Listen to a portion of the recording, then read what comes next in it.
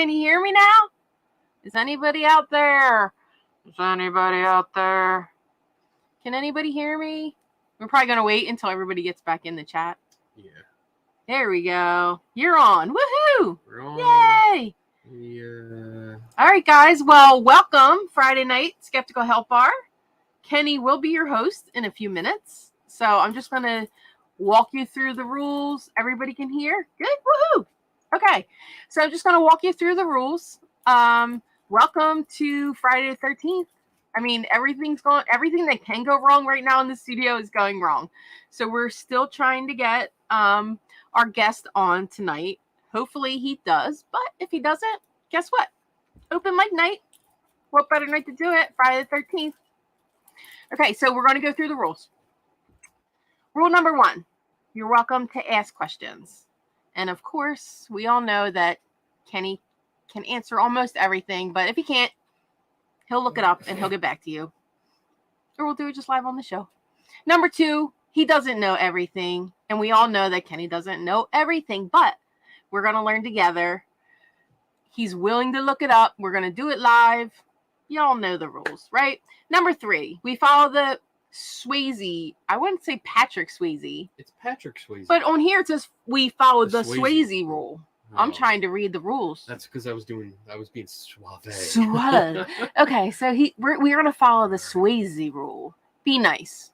Or I, your host right now, Donna, will still boot your ass because I can do that.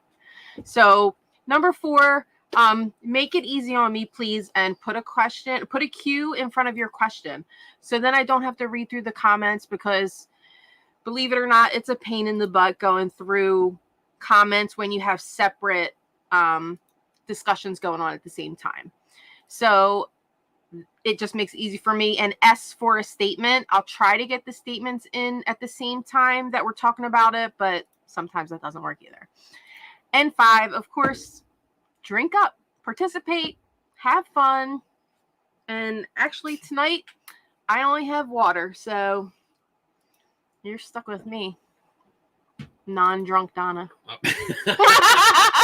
right. I can come back. Wait. Kenny's coming back. There's not. Maybe.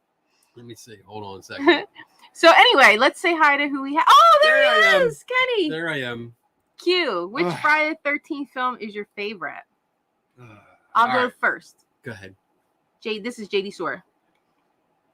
He says Jason Takes Manhattan. Is that your favorite, Kenny? Jason Takes Manhattan. That is it even one? I don't even remember that. That was so bad. Hydration is key. You're correct, Eric. Goodness. You are right. So before I answer the question, tonight we were supposed to have Christopher Grace on. I'm talking back and forth, trying to think of ideas. I don't know what's going on. He got the link. I sent him the link, and he could not get on. Like, he clicks on it, and nothing happens. So we're not sure what's going on. He's tried different browsers. Oh, wait. Son of a bitch. Son of a bitch. See, I told you. Oh, I don't know what to do now. The 13th time is a charm. Turn off my whole routine. He's here. 13th time is a charm. Let's just bring him on. Okay. Hey. What the frick? 13th time is a welcome. About time, right? You have the honor of being the I don't even know about what to time, call it. Right? Friday 13th. Friday 13th. Nice shirt, by the way. I like that. Thank you. I like that. Right? Oh my goodness. Okay, so you can boot me now. I can boot you? Okay. Bye, guys. I'm gonna boot you. There you go. All right. So everyone that's joining us, hopefully everyone comes in. I had to cancel the other show because for some reason, not only could you not get on, but Donna, the microphones weren't working either. So I don't know what was going on, and we had to cancel that scheduled show and then start a new one. And how did you figure out what was wrong? No, I honestly don't know. I just kept trying it, restarted my browsers, cleared the cache, everything, and finally it just clicked. Literally. Okay. So hey, we're here. All right, we're good. I'm my blood pressure can go down now. Yeah, same here. He's all sweating it. I'm like, whatever, let's just go with the flow. All right. So, and I'm not blaming you at all. I mean, I hate when we have technical difficulties, and like honestly, before we get into you,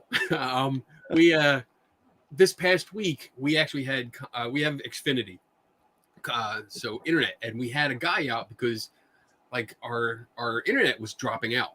Like literally, it would just stop working, and everything would come up. You know, no internet connection. It would last for a minute and then come back on. So we had a guy come out.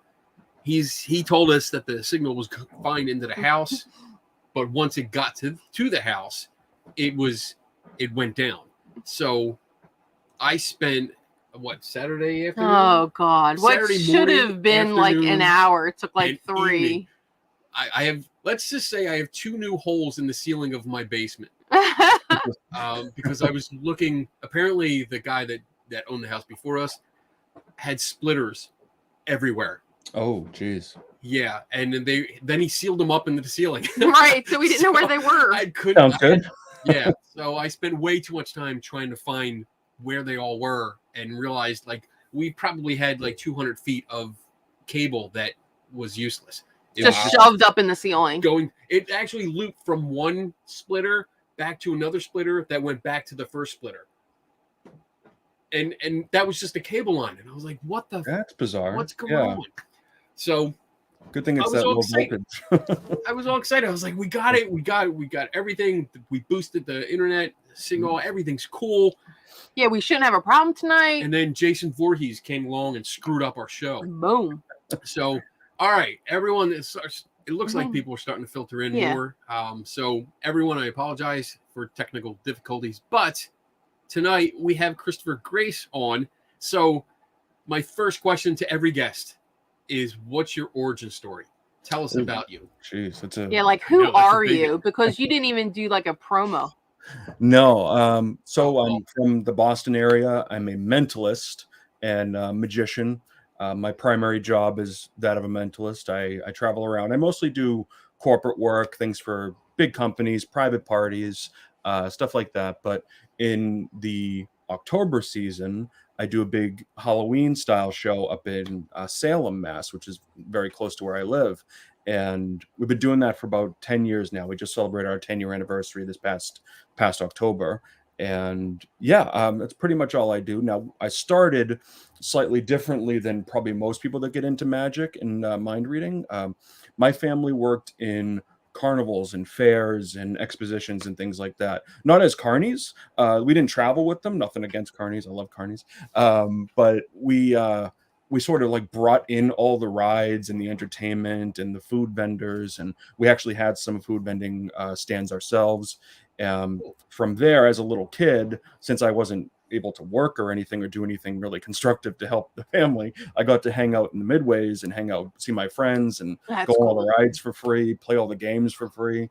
And once that got boring, because it eventually does, I started hanging out with the people that did magic and mind reading and sideshow stunts and, every type of entertainment that was at the fairs, like the musicians, I would just hang out with them. And I started learning magic and mind reading from those guys. And just kind of kept and continued from there.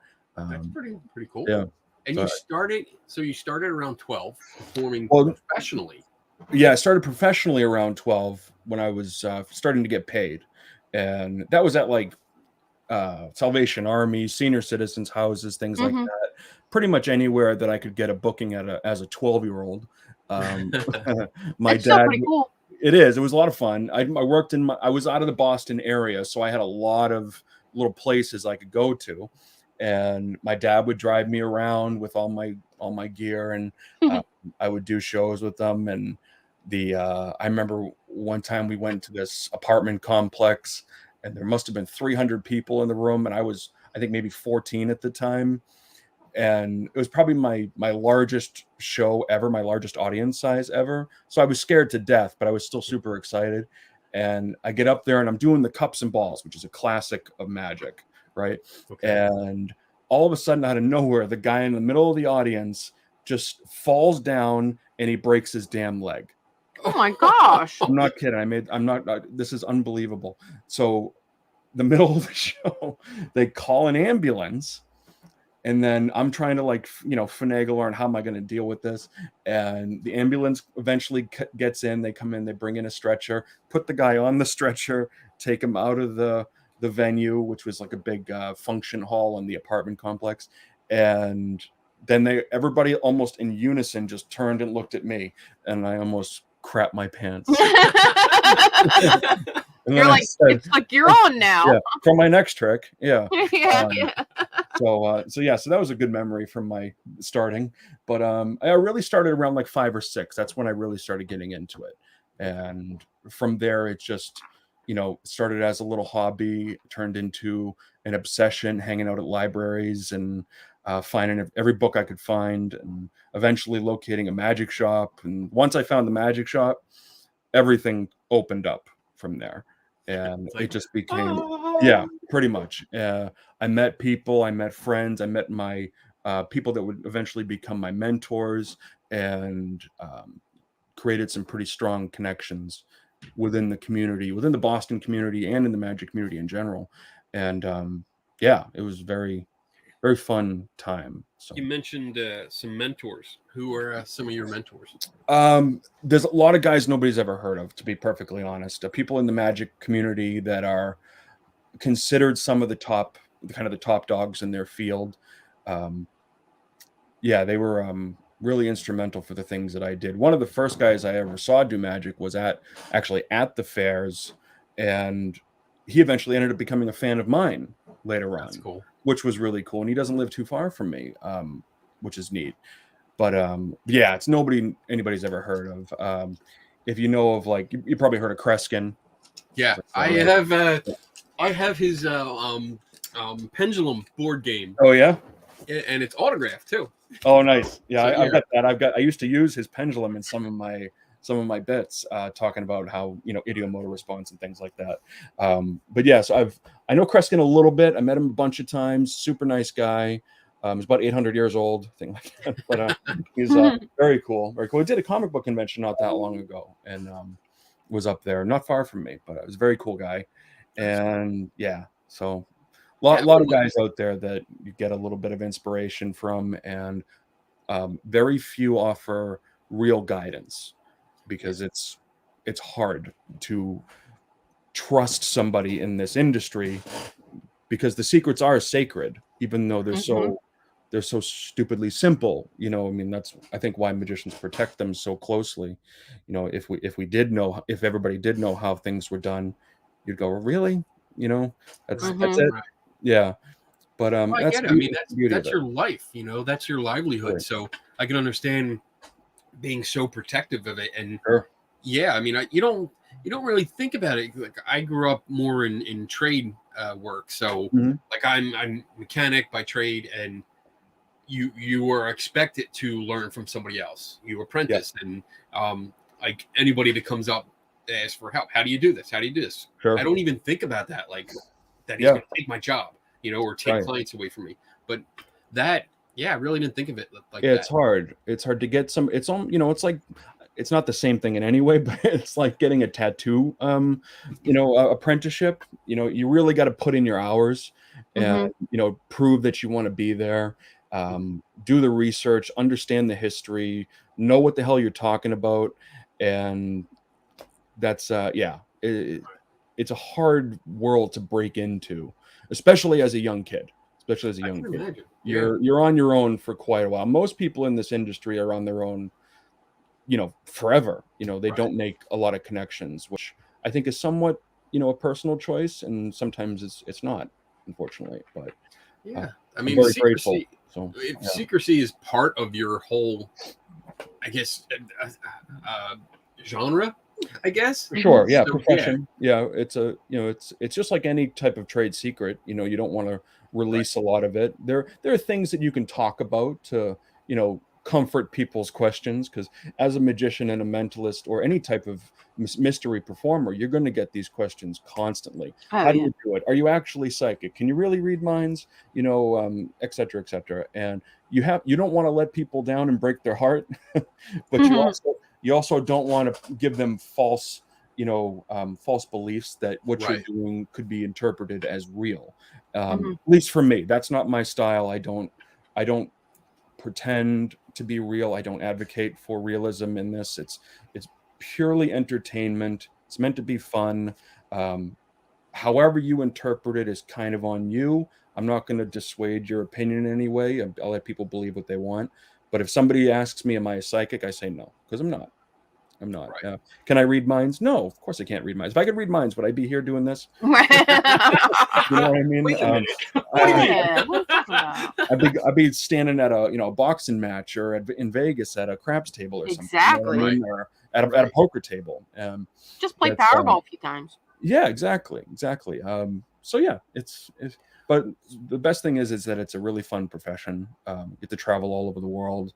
I meet so many cool people from literally every walk of life, from like the highest corporate CEO to like a mom and dad just putting on a birthday party for their 16-year-old kid, Awesome. and everybody in between. And I don't price myself out of markets. I try to work with absolutely everybody. The shows that we do in Salem is a complete opposite side of what I do in my day job, which is that of a regular corporate mentalist. If I could give you lottery numbers, I wouldn't be.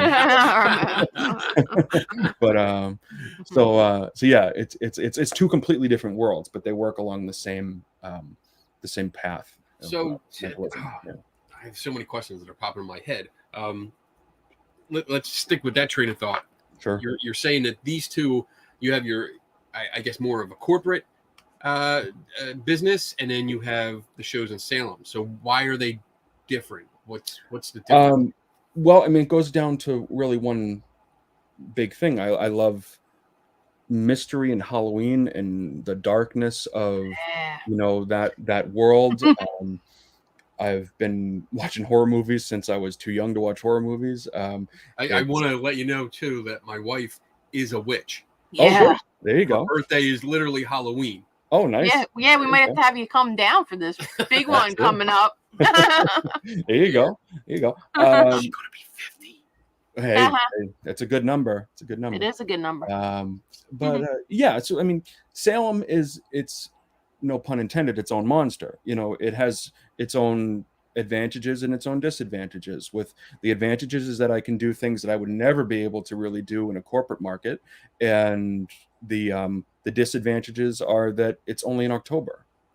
Right. I can only really do it 1 month out of the year, up until recently. So I guess the corporate is more professional, and your Salem shows, because you have two, right? I now have two. And now two. Our big show is called the Salem Haunted Magic Show. That's the 10-year running show. The newest show is, quick backup. Pandemic hit. We didn't really have much to do. I started doing virtual shows. Funny enough, had no technical problems with those, thankfully.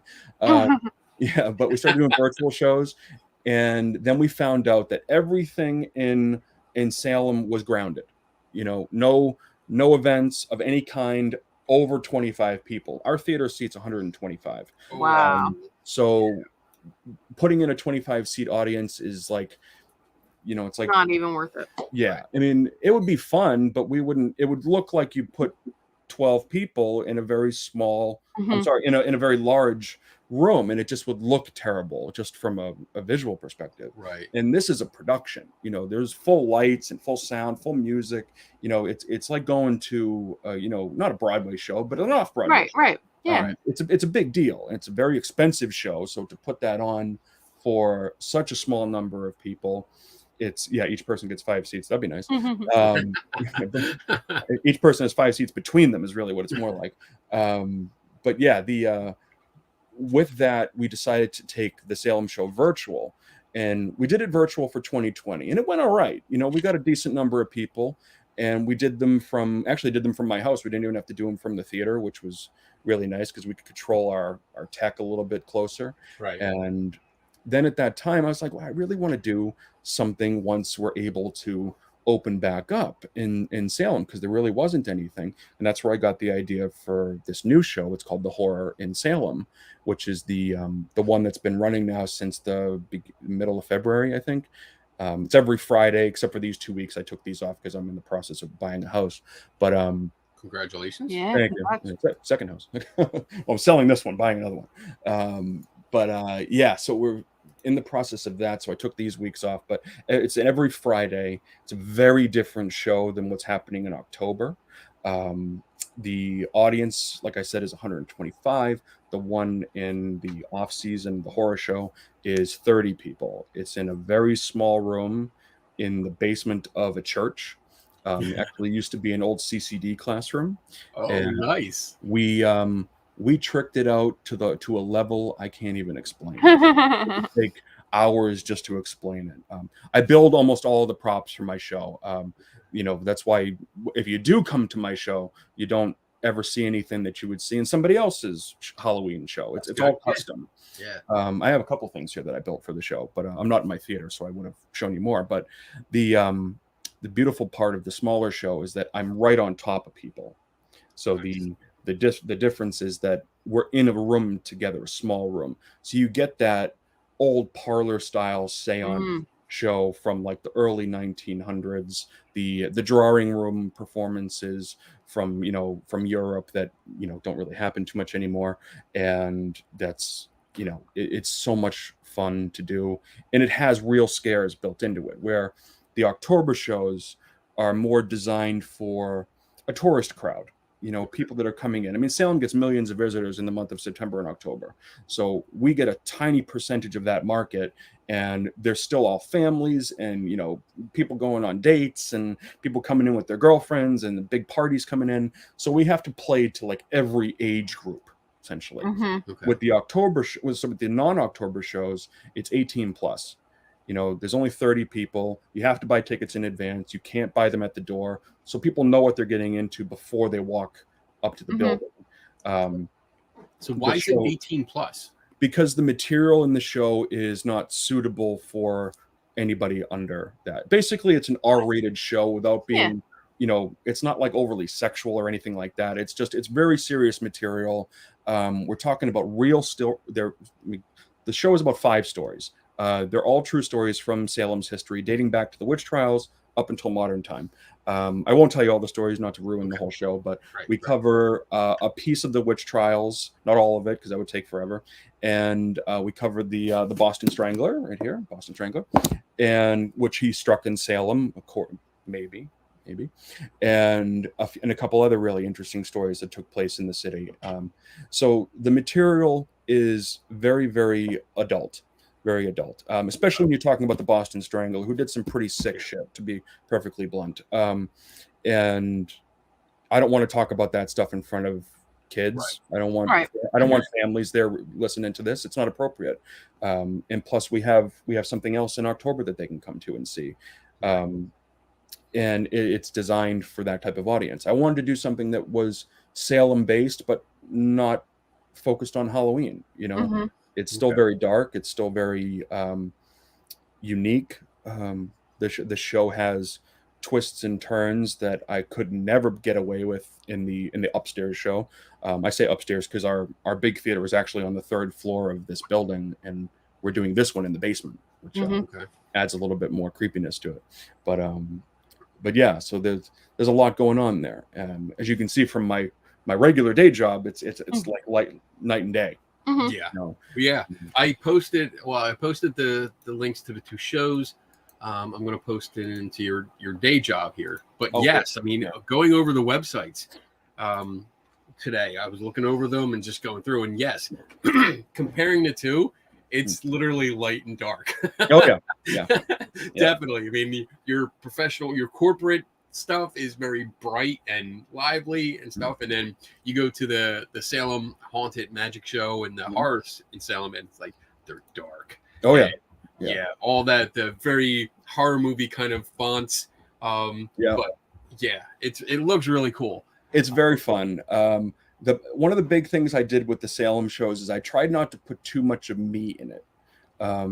If you look at the Salem Magic Show site, it doesn't have my name on there anywhere. I've done that. I've done that on purpose. Everybody who's been any type of marketing or media has said to me, "Why don't you put your name on it? Put your name on it. It's got to be your show." It's like, yeah, I get it. It's got to be my show. It is my show. I own it. I own the copyright to it. Everything is mine. But it's not for me. It's not to say like, oh, this is Christopher Grace's Salem Haunted Magic Show. It's not. It was never meant to be that way from the second I started it in 2011. It was meant to be Salem's haunted magic show. Okay. So not Christopher Grace's Salem Haunted Magic Show. I wanted it to become the staple for magical entertainment within the city and within the North Shore of Massachusetts. And thankfully, after all these years, it has become pretty close to that. And it's just been awesome. And once we really came back last year, it blew up. It blew up. We sold out 95% of our shows, and we do 55 to 60 shows every season. Upwards of 4 per day. So it's that's awesome. Yeah, it's such a fun show. It's run by family too. There's very few people that work at this show that are not related to me. That's good.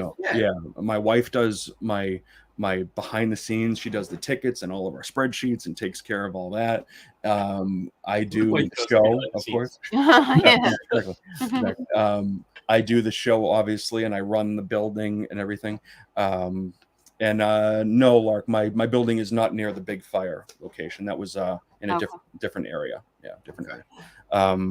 That was really, really bad. Really, really bad fire. But thankfully, nobody got hurt as far as I know. But anyways, sorry, I lost my train of thought. It's all right. We're talking about that. It sounds like it's more a show for the community. You're part of you're giving back to the community. You Absolutely. want this to be part of it. That's pretty cool. Yeah. And I think I think it was Bob that commented that we should do a Skeptical Help road trip. And I mean I glanced over, I saw that comment, and then I'm hearing you talk about the shows. I'm like, that's a damn good idea. Yeah. We could do that, maybe tell everyone, hey, we're going up this Saturday or this Friday night, we're going up, and absolutely. That would be so much fun to come up and visit. Sure. I've actually had I've brought in entire radio stations for events that we did. I've done a blindfold drive through Salem for promotion once. We did a wow. Whoa! Back up. You did a blindfold drive. Yeah. So does that mean you're behind the wheel with a blindfold on? Yep. There's video of it. It's on my website and it's on the Salem sites. There's so we did we brought in a radio station from Boston to do a big promotion. So we set them up at Rockefeller's, which is a big restaurant, and upstairs is Colonial Hall. It's a big, beautiful venue for weddings and stuff. And we brought them in. We did a costume contest, which was awesome. We had breakfast for the whole crew and everybody that came in for the contest. And then I took Lyndon Byers, who was an old Bruins player, put him into a Prius with myself and a buddy of mine and a cameraman. We had GoPros all around the car, and then I drove around the Salem Willows, which is kind of like not the amusement park, but it's kind of like near the beach, and there's arcades and popcorn and stuff. And I did a blindfold drive, so I put the bag over my head, tied it, and then drove them around. There's video on the websites, and we did it as a promotion. We've done blood drives when we did a show called Hysteria Phobias, and one of the big things was doing a blood drive, and because it worked in with the phobias. People are afraid of, getting the blood drawn, afraid of needles, afraid of blood itself. And so we did a big blood drive with the American Red Cross and got a whole bunch of people to come out to donate blood. And that was a really big deal because we got quite a bit, which was nice. And my stage manager passed out. So that was awesome. Oh, no. 3 hours before we opened, he's laid out on a gurney in the middle of the So that was a lot of fun. But yeah, so that was good. We try to do something community based every year. Even if it's not the Salem community, we do something for the world community, I guess. So we'll donate a portion of our ticket sales to charities. We've done the Trevor Project, which is an LGBTQ plus charity. We've done Wounded Warrior Project, Salem Pantry, which is a food pantry in the city. We did a lot of stuff with them actually, and a few others as well. We try to give something back every year. So, very cool. That's awesome. That's awesome. We try to do that here. We try to when we do events, when we go out and set up a booth, I usually have. because I usually do a lot of paranormal themed conferences. So I'm usually the goldfish in a shark pond. So, but I put a can out, and it's a donation can, and it says it on it like what we're donating to, and usually it's like cancer research, or I think we're gonna change it, and we're gonna do Jude's, St. Jude. Right? Nice. St. Jude's is great. Yeah. We did Boston Children's Hospital once, and I want to do Scares the Care, I think it is. Yeah. Heard of that. Which is a great charity. And Don't Be a Monster, I think, is another one, which is an anti-bullying program, I think. I get people yelled at. Yeah, we've looked into a few, but we've got a few that we've got on the burner. Okay. So I want to get into a little skepticism, because in your bio that you sent that I posted on the original show, but you were talking about your haunted magic show, and it says specifically, I'm going to read off of it, saying, focusing on true stories, fascinating people, and the elusive history of America's first dark destination, presented from the point of view of a skeptic. The show covers ghosts, ESP, myths, and legends, and so much more. Skepticism is it really interests me, obviously. I named my show after it, but we had a conversation. We went on Zoom a couple of weeks worked back. A little bit better than this, didn't it? Yeah, it worked a little bit better. But we had a conversation, and we were talking, and I was fascinated about a story you were telling me about part of your show and how you kind of bring to light different perspectives. So can we go into that? Can we? Sure. Yeah, absolutely. Right, so the floor is yours. So where do I start on this? So as a magician, I am my whole job is deception, is basically lying to people for entertainment purposes. I get no joy out of it other than the joy I see on people's face when they seem amazed. But I've always been extremely skeptical when it comes to ghosts or religion or really anything that I can't prove. I have a hard time with it. So, but I also love that world. I love the world, which is the dilemma of the skeptic. We love it, but we kind of hate that we love it, because we know that a lot of it, to be perfectly blunt, is bullshit. So the beautiful part of my job is that I can demonstrate the bullshit and then explain away a lot of it while still leaving the magic in it, and having there be that moment of amazement that is so very important, either in a magic show or just in regular life. Now, when it comes to this particular thing that you're talking about, Kenny, is there's a segment of the show, and it's actually right at the very beginning, where I'm basically giving away the beginning of the show, but I don't care. So it's a teaser. It's a teaser. So good. It's I bring people in. Remember, there's only 30 people. Everybody knows what they're getting into before they come to the building. So it's not like they're walking up going, "Oh, this looks cool. Let me go check it out," and then they sit down. They know what they're in for coming in. They're sent constant reminders about the show, what it's like. They've had to sign a waiver before they come into the building, just saying like, "Hey, trigger warning ahead. There's a lot of dark shit ahead. I want you to be aware of it."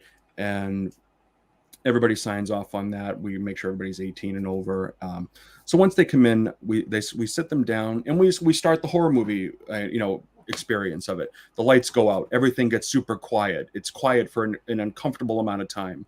Then there's this loud crashing noise that just jolts everybody, and they bounce up, and then we bring the lights up, and I come out and I present the show in the form of a lecture almost. So I come out, I'm literally standing at a lectern, and I have notes, because these are true stories. So I don't want to screw up any details, and even in the moment I might say the wrong thing. So I want to make sure I've got all the right, material in front of me.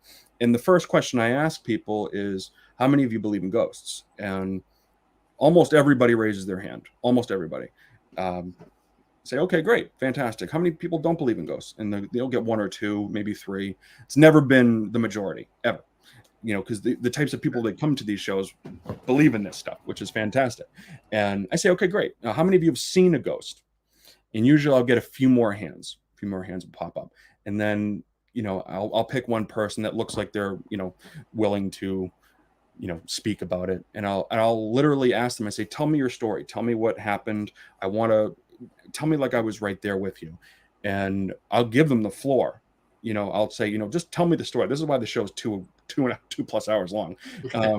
But and they'll tell me their story, and I'm listening. I'm really listening because I want to hear their story. I want to know what it feels like from their perspective, and I want to be empathetic to what they're talking about, because they believe this. Even if we don't, even if I don't, they believe it, and it's nowhere in my belief system to tell somebody that they can't believe something. So I want to.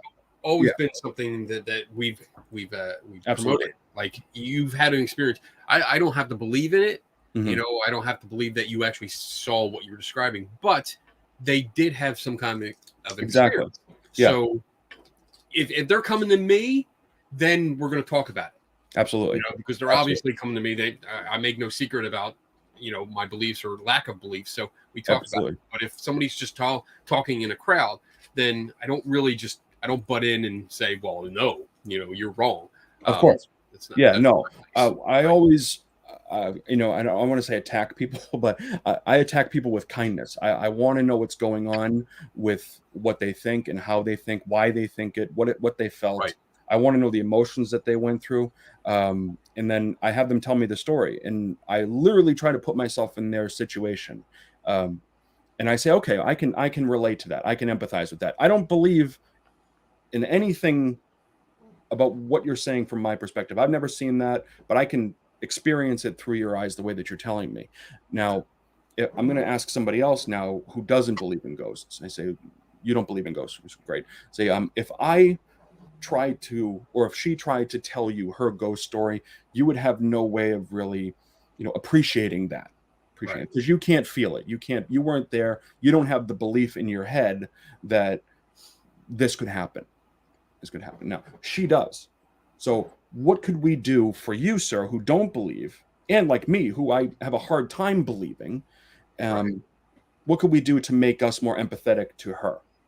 So I bring her up. I bring that guy up in a minute. But first, I tell a story about one of the worst murders that ever took place in Salem, and that was in 1830. There was a man named Captain Joseph White who was killed in his home.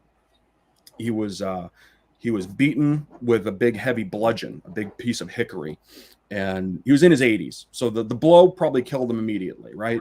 And then he was stabbed multiple times with a big dirk, a big dagger, just to kind of add insult to injury for some reason. Now, there's no real reason why he was killed other than the person who hired the murderer wanted quicker access to an inheritance that was owed to him. Now, he wasn't going to get it if Captain White stayed alive. So he needed him out of the picture. So he hired somebody to kill him. Eventually, they all got caught and they went to jail, or were one person committed suicide in jail. Now, 10 years later, a story appeared in the Pioneer magazine in Boston called The Telltale Heart by Edgar Allan Poe. This story was directly inspired by the murder of Captain White. It's almost identical in the way the story presents itself, although it's a very different story. It's the way that it's set up. It's almost exclusive, the same exact story.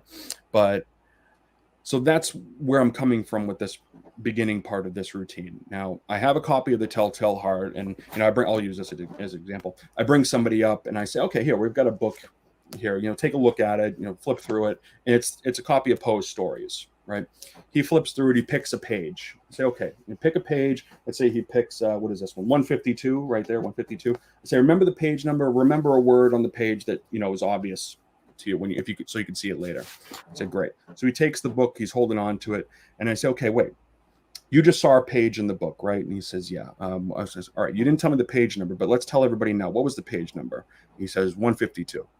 And I say, okay, great. So it's page 152. You saw 152. What was the word that you saw on the page? And he says, I don't know, strangler. Right? And he said, okay, strangler, great. And say, okay, great. So 152, the word was strangler. Fantastic. Now, I have to tell you something. The book that you're holding, the page that you saw, it's not there. It's not there. It never was there. Well, I take it back. It was there, but it's not there anymore. It's almost like it was killed, or it's dead, or it's been torn away, or something like that. The page is gone. You didn't see the page. It was let's basically look at it as like it was a ghost, right? That page was a ghost. Now, because there's a difference between spirit and ghost, right? Spirit is something that you can technically communicate with, where a ghost is something that's sort of like on repeat, sort of like a recording. So it really depends on who you're talking to. Exactly. Yeah. Exactly. I'm glad you specified, though. Yeah. From my perspective, I play it that way. Okay. A spirit you can communicate with. A ghost is something that you see kind of happening on, like a recycled video. That's more of the what's called the stone tape theory. Exactly. Yeah. So all right. Exactly. So we have these two concepts, right? So you just saw a recording or a replay of what was in that book previously, right? And now the guy's holding the book, and he's like, okay, well, you're obviously full of shit because I'm holding the book right here, right? I say, oh, I know you don't believe me. That's why it's hard. It's hard to believe these things unless you have proof. Now, the woman that just gave us this really in-depth story about this experience she had, we can't believe that unless we were there with her, but we can empathize with it. We have to have that ability to empathize with it, because even though we might not think it's true, she does. And that's important, because the more we can empathize with one another, the less fighting we'll have, and I'm not trying to get all, there's the moral of the story. Yeah, I'm not trying to get all high ground on them or super moral or anything, but it is important, especially for the rest of the show. You need to have a sort of suspension of disbelief to really believe a lot of this stuff that's happening. So I have him open the book. He opens the book, and the page is gone. It's gone. It's torn out. There's literally a torn page, just a piece of it left over, and the page is gone. The book is in his hand the whole time. The page is gone. And then we bring the page back in some magical way that really has nothing to do with the concept of ghosts or deception, but you need that magical element just to bring the routine home. But it really solidifies the concept of having an open mind, but not, and this is a well said trope, but not having such an open mind that your brain falls out. You want to be open-minded, but you also don't want to just believe everything that's around you. So coming from the background of a magician, I can suss out a lot of BS because I can see the trick and stuff very easily. I look for the solution to things like an engineer looks for a way to fix something or how something works. I'm not an engineer, but if I was, I'd be maybe a magical engineer. I try to find the deception, the BS in things. And if I can't, then I'll say it. Yeah, okay, that's cool. I can't explain it. Maybe I'll figure it out at some point. But I still am amazed by a lot of magic that I see, and I'm still fooled by a lot of stuff. And the story. Yeah. I mean, the moral of the story. I mean, we kind of were joking and stuff, and you were like, I don't want to be, on the high ground and stuff. But that's a good point. It's a good lesson because it's showing both sides. You have someone that doesn't believe at all, and then someone that obviously believes with their whole heart. Yeah, and they're telling their story, their eyewitness testimony from their perspective, and sometimes we can't relate with the believer. No, like I try to. We always try to, but then we look at the token skeptic guy, which would be more cynical maybe. But we look at him, and he just said, "Oh well, I looked at this page; it was in here, and now all of a sudden it's gone." Yeah. And we can turn the tables on him and say, "Well, what are we supposed to believe you? Like none of us saw that page. None of us saw the word. How do we know it wasn't torn out?" Yeah. And you're just telling us shit. So I think that's a good lesson. I think it's a really good lesson to learn, to understand, because it's showing like you don't have to necessarily believe what they tell you. No. But just understand that they did have some kind of weird experience. And at least to them, it was weird. And if they want to look into it, we look into it. I mean, everybody in the chat room knows, like, if I was holding that book, I'd be going page by page, going, this fucking. You know what the funny thing is? I let them keep the book. So, you can find the book on Amazon. I'll send you the link. I buy like 20 at a time because I go through them. But yeah, it's a great. That's the kind of thing I love. Yeah, it's a great illustration of how to be empathetic and sympathetic to people's beliefs without to be perfectly blunt, being an asshole about it. I agree. You know, I totally agree. Because you meet, I mean, you've met a lot of skeptics. I've met a lot of skeptics. I mean, hell, I know some pretty popular ones. I'm not going to name any names, but some guys are just like, nope, bullshit. I don't believe it. And I'm like, okay, great, fine. I don't believe it either, but calm it down. Yeah. You don't have to be so aggressive. They're still people. They're still people. And you know what? I think, I mean, at least for some, from my journey, I guess, from believer, because I was a believer at one time, and in my journey into the skepticism and what I do now, there was a point where I was like that. I was that asshole, and I would. Just, he was. Shush. Behind the scenes. I'm sorry. But I would be that person and be like, nope, bullshit, and I was looking for a fight or doing this. Yeah. It's like the newborn atheist, Yeah. It's a very similar concept. You come out and you're like, nope, no God, fuck you, no God. That militant, almost like Christopher Hitchens-esque, but less smart atheism. But I know that exactly. I was like that very briefly, and somebody who was this very strong believer really kind of set me in the right path on not believing, but having sympathy and empathy. Okay. Yeah, not trying. Yeah, rest in peace, Hitch, for sure. Not trying to disprove everything that you see just to be the smart guy in the room. There's no real reason for that. Yeah. I see. I guess I developed more into instead of trying to prove them wrong, outright. I usually don't say anything unless they ask. Unless they ask me directly, then I usually just go and observe. But sure. If they do, I see it more as it's a mystery. Like, let's Scooby-Doo this. Absolutely. Let's figure it out. If you're into it, let's see if we can find some explanations for it and go from there. And it's exciting and it's an adventure to me now. It's not just even when it gets to the point, like even if someone comes to me and they're like, "Oh, I'm going to prove to you that ghosts and demons are real, and this is it. What do you see what we have?" And we go to a location, we see the event, we explain it, we investigate, we find out it has a natural explanation. There is no gloating. There's no gloating going on. There's no like, aha, haha, I got you. Yeah. It's more like, all right, man, we figured it out. That's cool. That's what really brings me joy. Right. I really get excited about that stuff. It's such a great feeling to. I know the feeling. I've done it very, very, very, very many times. I mean, hell, the building that I work in has tons of reported ghost sightings and hauntings and things like that. And I'm like, oh, that's great. It's going to add to my marketing. So, but if people want to buy into it, that's on them. I mean, if you walk into a place looking to experience something, you usually do, regardless of what you believe in. I think I mean, because people get scared even if they're skeptics.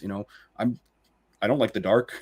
I do a haunted magic show, for Christ's sakes. I mean, I get scared constantly about a lot of stuff, and that's another reason why I love it. It's that adrenaline rush that you get when you're scared.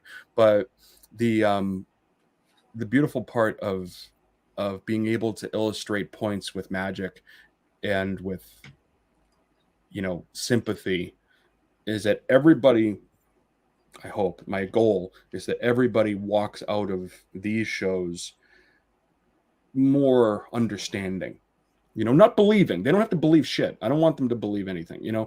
They walk out with that feeling that, okay, she might believe this, I don't, but you know what? I get it. If that makes sense. And that's one of the big missions of this particular show. It's very, very emotional show. The stories are about real people, real stuff that happened to them, especially the Boston Strangler story. It's fucking awful. And I never talk about the trials in any of my shows in October, just because it's Salem. You can see the trials absolutely everywhere in the city. You can go to the museums, you can go to the dungeon, you can go to all the different stores. They don't need to see my magic show talking about the witch trials. Right. But because it's not October and they're not all tourists, I can finally talk about the trials a little bit. because I've studied them for years. You know, that Salem is my home, basically. I know quite a bit about it, and I finally get to bring it out a little bit. And I saw a comment earlier, like, do I sensationalize the trials? Absolutely not.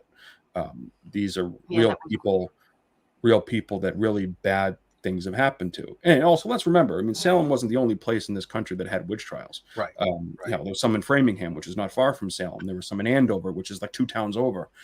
In Boston, they were hanging people before the 1692 trials.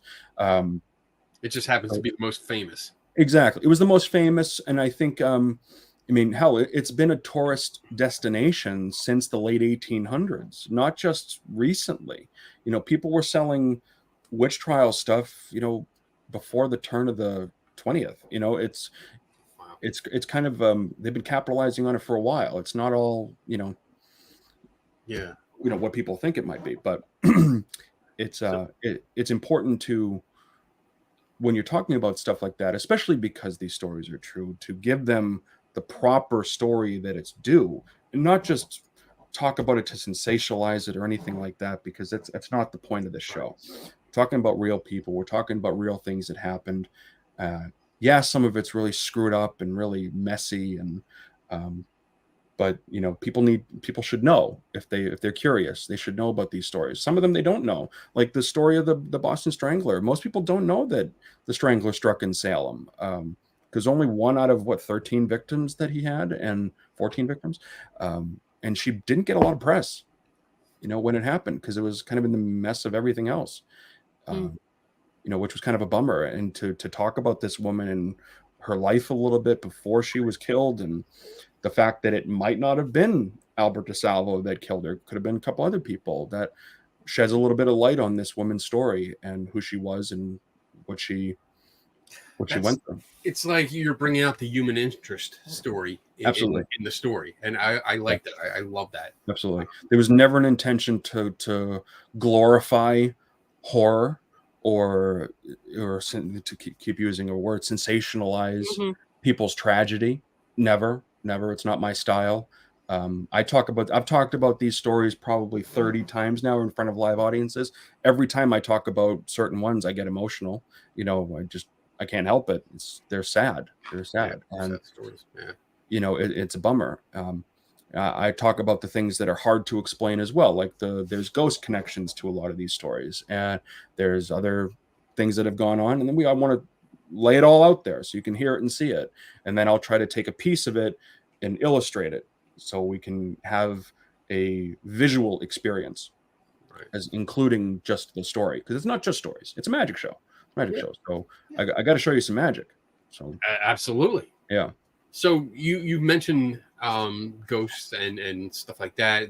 You've always been interested in this? Always, yeah. Always? Since I was a little kid, yeah.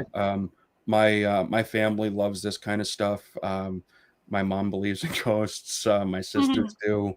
They and you know, great. That's fantastic. You know, Clash? No, not at all. Not even a little bit.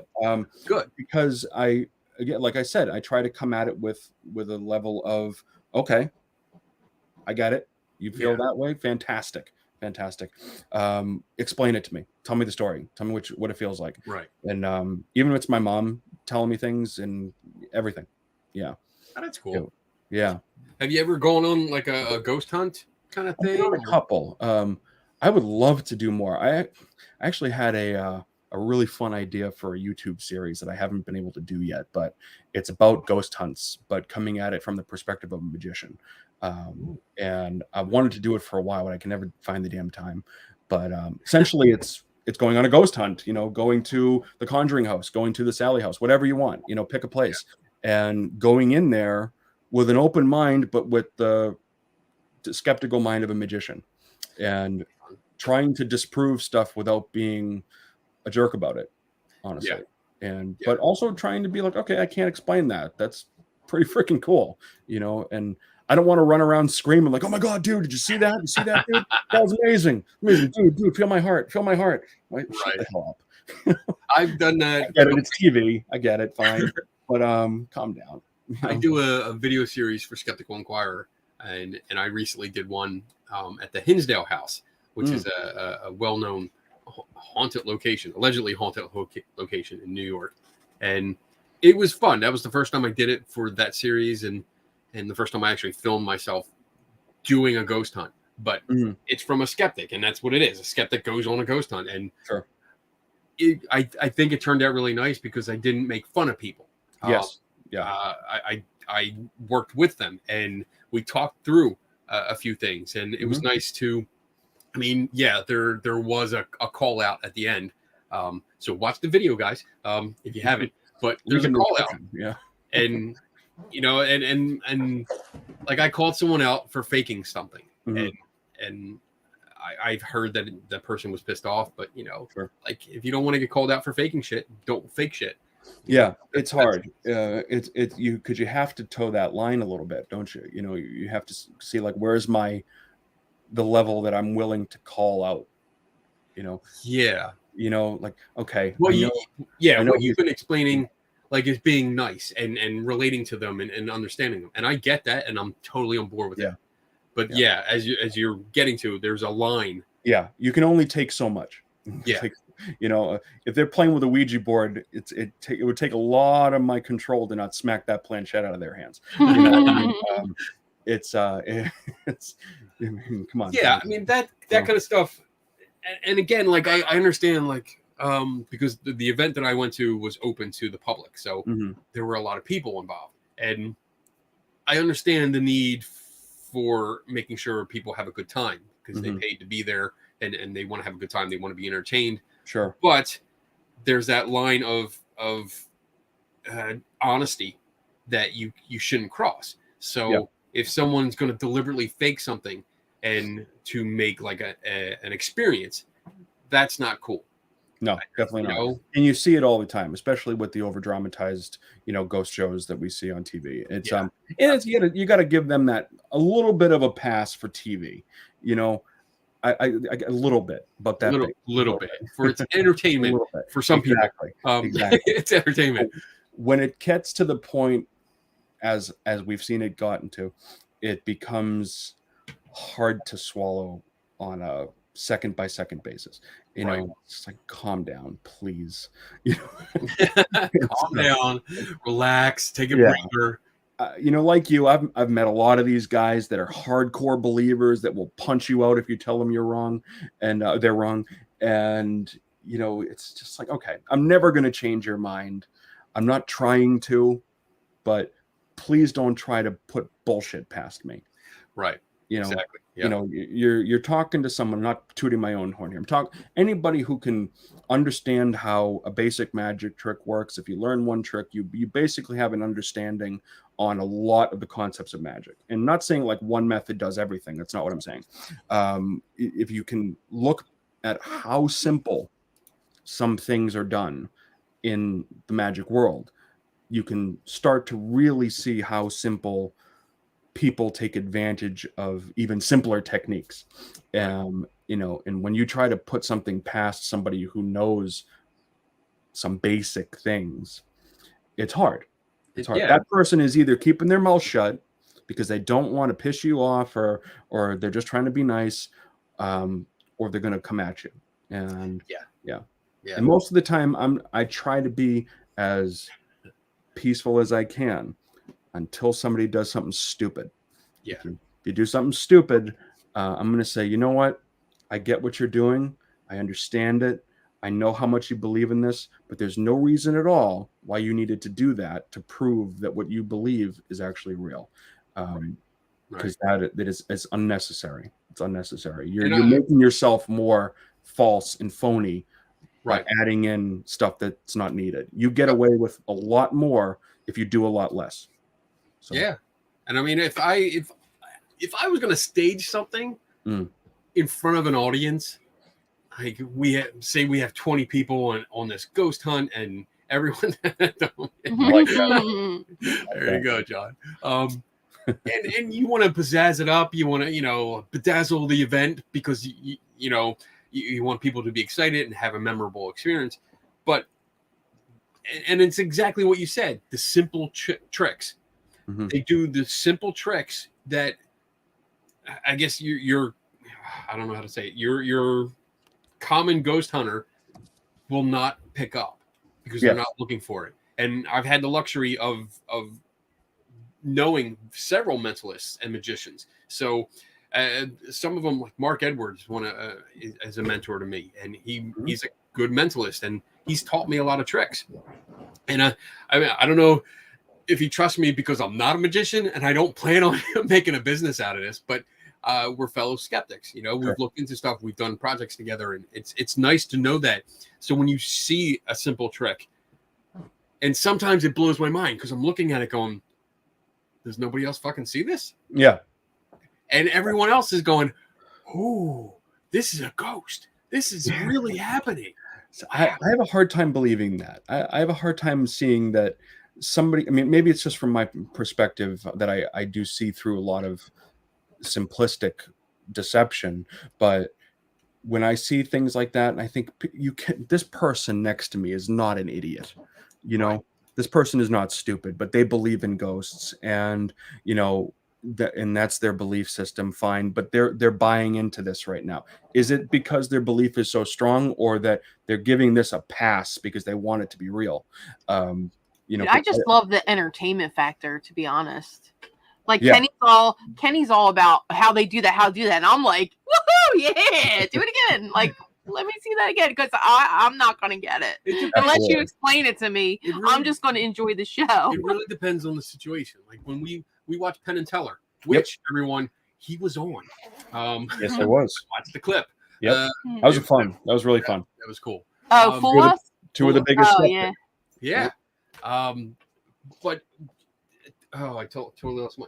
When we're watching a show like that, like we watch it, and I know it's entertainment. I know it's entertainment, and I'm watching it. I enjoy the tricks. I enjoy the magic that's he going tries to enjoy trying to figure it out. But and I also the other part of me is going, how they do it. Yeah. Look for little clues. Look, I see this, and then I listen to like Penn Jillette talk when he talks to the magicians, and listening to the key words that he says, like the code. Without trying to give it away. What's that? Yeah. Look that up. Oh, that's a magic term. That's a fun part of the show. You know? Yeah. I love that.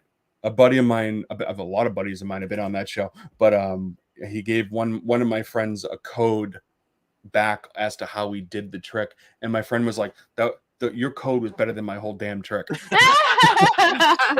And I was like, yeah, that sounds about right. And there's, I mean, I don't have to go off on a tangent here, but Penn and Teller is so freaking awesome. Yeah. For so many different reasons. I mean, just for being on the show, right? Doesn't matter if you fool them. The whole point of that show is not for magicians to fool Penn and Teller. This is a showcase of magic. The fool us part is the gimmick for the TV. It's a gimmick for the audience, right? But getting on that show is allowing magicians who maybe would never get a chance to be on the show or to be on TV in general to come out and display incredible freaking magic, you know, incredible stuff. And I'm not talking about me. There's been some incredible stuff on that show that blew me away and blows Penn and Teller away. A lot of the stuff fools them. I did not fool them. Spoiler alert. But they did not fool them. Mentalists very rarely do fool Penn and Teller.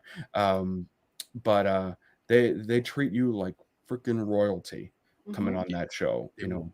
Really? We met them after their show in Vegas. Because we went out to SciCon the 1 year. I think the first year we couldn't get, they didn't have the show when we were there.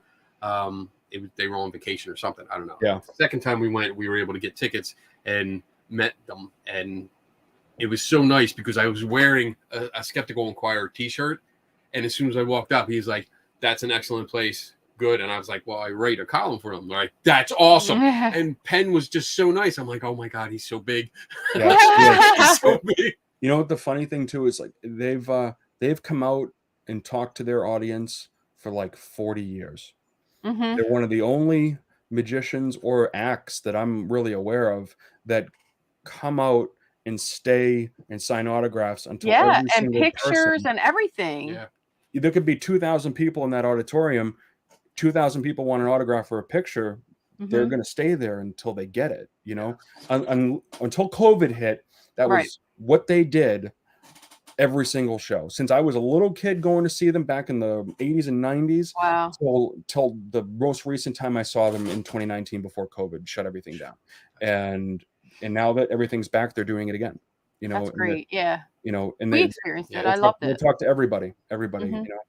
And as you know, Penn is one of the biggest outspoken skeptics and atheists out there. And he'll talk to you. They're great. They're great. And Teller will be at this year's SciCon. I heard that. Vegas. Yes. Pretty cool. They put the poster out today. Yeah. And I had heard rumors, but yeah, they're on the cover of the poster. So I know they're just starting an Australian tour soon. And and Michael Carbonaro is taking over for them in their theater. So they're very cool. They do a lot of charity work. They're such cool people. And Bullshit was one of the best shows on Showtime ever. Absolutely. I love that show. John said, yeah. All right, we're an hour in, even though we started late. We're an hour in, so we're going to take our commercial pee break, which is a 3-minute long commercial, various commercials, but it gives everyone time to empty their bladders and refill their cups, and then get back here. And the second part of the show is Q&A. So there's a bunch of questions that I know Donna has saved, and we're going to get to them. So if you do have a question, people in the chat room, if you have a question, this is the time to post it. And then when we come back from break, Donna will save them all, and then we'll get into it. And all right, so we have 3 minutes and 9 seconds. Oh, StreamYard updated. I can see times now. This is awesome. 3 minutes and 9 seconds from now.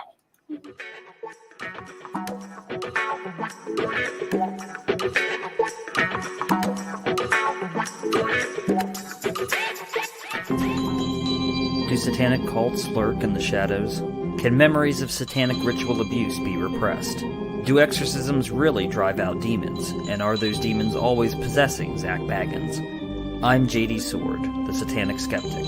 Join me on The Devil in the Details as I examine these questions and more, bringing a skeptical and satanic perspective to the paranormal. The Devil in the Details, available on Apple Podcast, Google Podcast, Spotify, and more. Gentlemen for us. Hail Satan. Hail Satan. Are you tortured by what you see and hear about the paranormal field? Join us as we critically examine and question paranormal claims, science, ghosts, demons, cryptids, UFOs, ghost hunting technology, and much more are all on the table for discussion. 3 Tortured Souls is a video podcast that streams live on Saturdays at 8 p.m. Eastern and 5 Pacific. 3 Tortured Souls.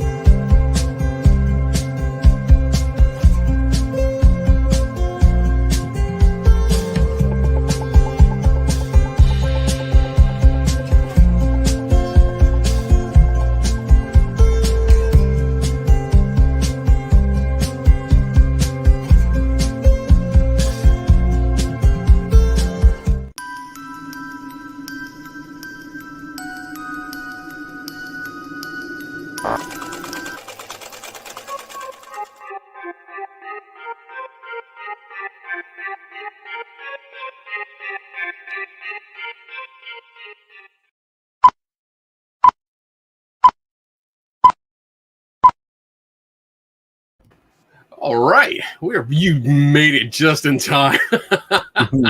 I saw that. That was good. There we go. All right. So we got some questions, and this is the Q&A part of the show. Usually, I like the first hour is just me and the guest, and I love just chatting. Everyone get to know you, and then the second hour we get into questions. So let's see. I'm just going to start posting questions here. We can take our time. You can answer as much as you want. So Melissa says, "What's the weirdest request you've ever gotten from a client?" I know immediately the answer to that question. I was 22, something like that, a while ago now, Jesus.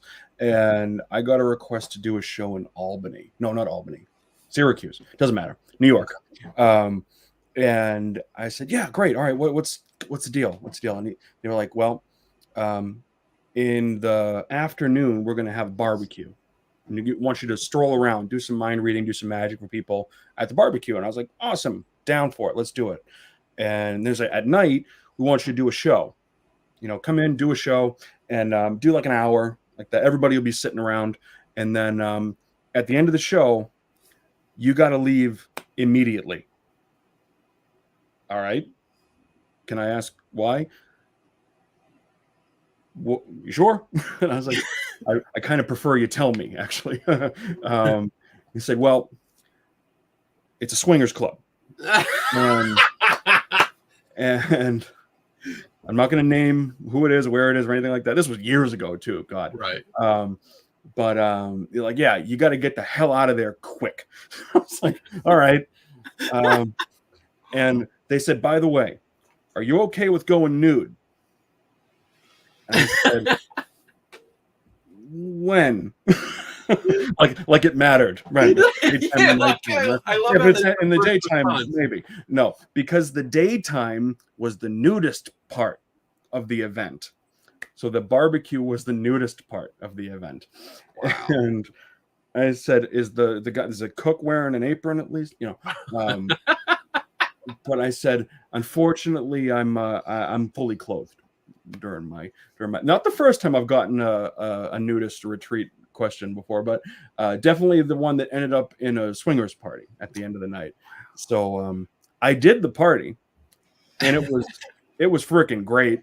And they're such cool people. It's very cool people, super sweet, super nice, nothing awkward at all. Right. I did not do the nudist part.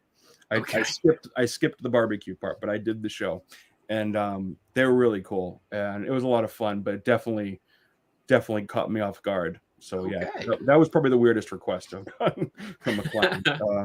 Yeah, very cool. All right, moving on to the next one. We got Jade Kidden.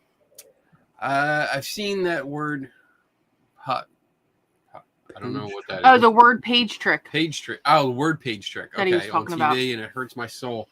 Oh, yeah. So my question is, how can you sleep at night? How can I sleep at night? Well,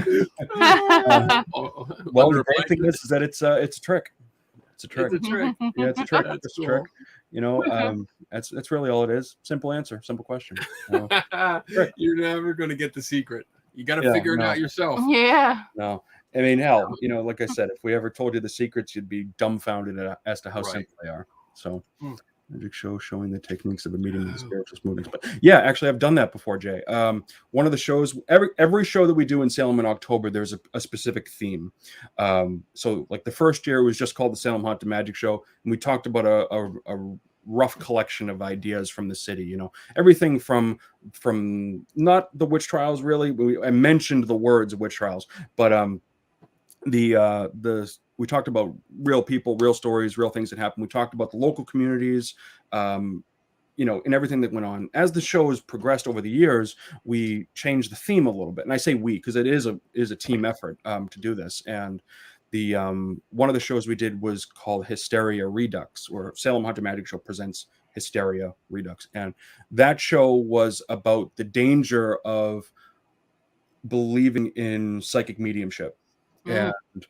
And falling for a lot of these tropes that you see. And I went out and I did an entire demonstration of what a medium or a psychic would do in a session with a paying customer. Oh, that's great. And I literally did it exactly. And I told him, like, yeah, I'm a medium, I'm a psychic. This is exactly what I do.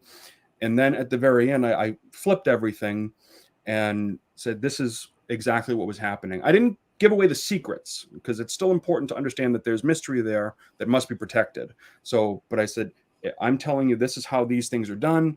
And without giving the exact specific method, but if I can do them, and I know I'm not psychic, I know that they're not psychic, and neither should you. And then I showed all these different clips of people getting scammed out of hundreds of thousands of dollars. Oh yeah, going to psychics, and it's like, that's this horrible. person was covered, taken for 200 grand, and now that psychic is in jail for stealing this much money from this person. And the in one routine I did, I brought up a guy from the audience, and I put a wall between us, literally a wall. I built the wall and put it between us, and the wall is identical on both sides. So on one side and the other side, there was a light with a light switch, a shelf with a cup of chalk, a chalkboard, and a few other random items that you could do things with. And then I put this guy on one side and me on the other, and I said, pick up a piece of chalk, any color. So he picks up a red piece of chalk, and then I take a second, then I pick up a red piece of chalk. We can't see each other. We're on two sides of a wall. Okay. And I'm explaining through this process that what's happening here is a connection of two minds. I'm connecting to him, and I'm reading his mind from a distance through this wall. What he's doing is what I'm doing. I'll make a move now, and he'll mimic my move, and then we go back and forth. And he draws something on the chalkboard. He'll draw maybe a peace sign, and I'll draw a peace sign. And everything mirrors each other. And so we end the demonstration. The guy goes back to his seat, and then the show continues. And then as we go on, I do that demonstration as a medium, and then I start breaking down the concept of cold reading and understanding, how to play into somebody's emotions and how to take advantage of those things and what to look out for. Because hell, we're in Salem. You can throw a rock and hit 50 psychics, and not all of them are bullshit. A lot of these psychics are very true to their craft, and they believe in what they're doing, and they're trying to give honest advice. But there are some people that just want your money and will take advantage of you. And here's what to look out for. So I didn't say don't go to any psychics in Salem. No, because a lot of those psychics are my friends. I'm not going to try to kill their business just because I'm an angry magician. That's not it. I wanted to say, go to a psychic if you want some fun, some entertainment. Right. Some you're going out with the girls, go out. Exactly. And I say that to my own sister because she loves psychics. It's like, don't go there looking for, moral guidance or for answers to your problems, because you're going to meet a guy like me who's not a magician, but says he's psychic doing what I'm doing, and then I bring the guy up from the audience and show that he's my partner in the show that I used earlier, and he's been working with me the whole night. So he was a stooge. I was thinking about that because I've had the fortune of seeing several kind of tricks that are like that. Yeah. And it usually turns out to be an accomplice. But on this show, we've talked about cold reading and hot reading. I've done both. I'm not an expert in it, but I can do it. Sure. I've done it during like college classes where I've spoken about psychics and solving mysteries, and I've busted out just in the middle of the class, started cold reading someone and had to actually run after them into the hallway to tell them, no, I'm not psychic. I was using tricks to fool you, and they still didn't believe me. No, they don't. And that's an important part of this too, is like most people who come up to me after a show, because my regular shows outside of Salem are exclusively mind reading and mentalism. So there's no magic involved. But I don't say that I'm a psychic. In fact, I say at the beginning, I'm not going to tell you what to believe tonight. I don't want you to have misconceptions in your head as to what I might or might not be. If you believe that I'm psychic, I have some disappointing news for you. I don't believe that I am. This is a passion of mine. It's an entertainment. If you take what I say as gospel, then really shouldn't. You know what I mean? And people will still come up to me after the show and go, how did you learn this? Were you born with this? You know, did this power? Were you hit in the head? You know, or something? Well, probably, but yeah, you know, it's like definitely, but not, Yeah. you know, but no, it's hard because I don't want to break people's hearts. You know what I mean? Right. And I want them to have the belief, but I don't want them to walk away thinking that I'm a psychic and that I'm, you know, because some people in my industry are absolutely all for that, and hey, they're awesome for it. And you know, I don't have any ill feelings towards them. It's not my style. I can't pull it off. I can't pull off that for a long period of time. And you know, like some of my close friends can. And hey, if they can, they can. But it's not me. Okay. All right. I ramble a lot, so just tell me to shut up. Oh, it's okay. I mean, we can. That's why my wife helps me out, because we can talk about cold reading and psychics all night. Oh yeah. I would keep going. Absolutely. All right. So what else we got? We got a Bob question. We got a Bob question. I joined late. Sorry, I missed the first 30 minutes. So pardon if this was asked or performed. Do we get to see a magic trick tonight? I'm trying to figure out how a trick is done. Sure. Let me see. Oh. I can do Put him on the spot. I can do a book trick, or I can do a card trick. Let's do a book trick. Book trick? Okay. All right, I'm going to take this off. Book trick. You want to make him big so people can see? I'm going to make him big. There we go. Okay. Actually, Kenny, come back for a second just so I can see your face. So there we go. There I am. That'll work. All right. So we'll use a book now. Just so we know here, it's just me here. It's just me, okay? Because people, I've done a lot of shows. Shut up. But I'm going to do something for you right now. Kenny, you'll be my guinea pig on this, all right? Okay. And I have a book. I got this actually very recently. I was doing a show in Catalina out in California, and I was coming back, and I stopped at Hudson News. You've been to Hudson News. They're fantastic $50 books. And I picked up this. It's a book about intuition and craziness. And I was like, oh, that's sweet. I'll read this on the plane. It's a piece of crap. Okay. Avoid this. I'm not going to show you the title. It's so bad. Okay. But here's what we'll do. First off, can you see the text okay? Yeah. Yeah. Okay. See it good? Page numbers are all different, just like that. Okay. Yep. Now I'm going to riffle through.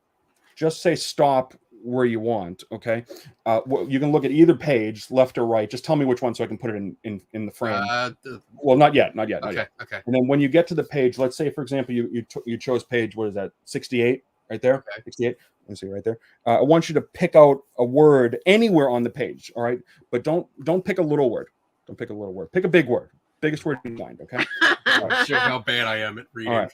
So Okay. Whenever you're ready, just say stop. Stop.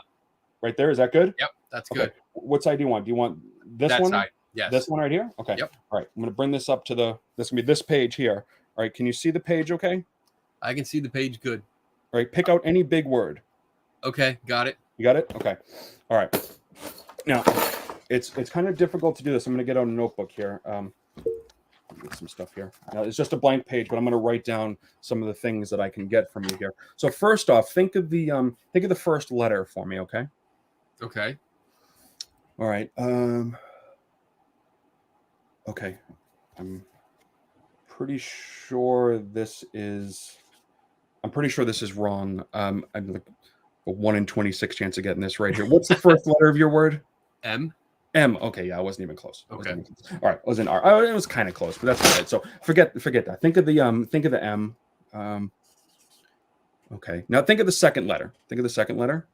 Good. Think of any color that starts with that letter. Don't say it, just think it. Is it orange?